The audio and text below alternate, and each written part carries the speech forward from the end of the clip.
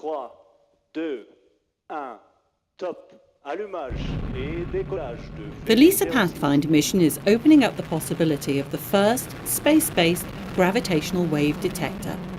After its launch, the spacecraft travelled to its operational orbit 1.5 million kilometres from Earth. And since early March, it has been testing the technology needed to detect and measure gravitational waves, ripples in space-time, first predicted by Einstein 100 years ago. These ripples pass through matter and produce changes about a millionth of the size of an atom, making them extremely hard to measure. The ground-based detector, LIGO, recently detected these oscillating waves directly for the first time. They had relatively high frequencies of around 100 Hz. Gravitational waves cover a much wider range of frequencies, and a space-based observatory could detect waves with frequencies that are 1 million times smaller. These signals are very, very tiny indeed, and we've been able to show with these test masses inside the LISA Pathfinder satellite that we would be able to see gravitational waves in the frequency band where we're interested in.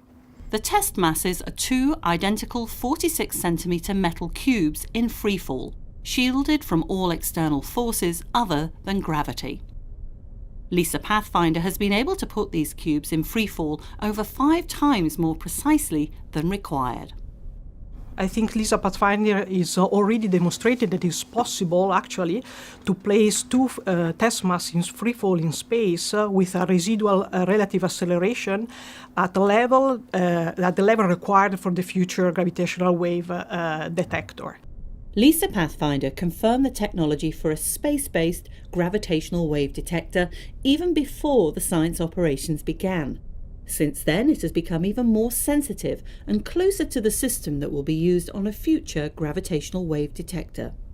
This will consist of 3 spacecraft 5 million kilometres apart, each containing cubes in freefall. So a space-based detector like LISA is looking for low-frequency gravitational waves. And by low frequency, really we're talking about very big objects which are in motion. So we're looking at the centres of galaxies, the supermassive black holes at the centre of a galaxy, and when 2 galaxies merge, the 2 black holes eventually form one big entity.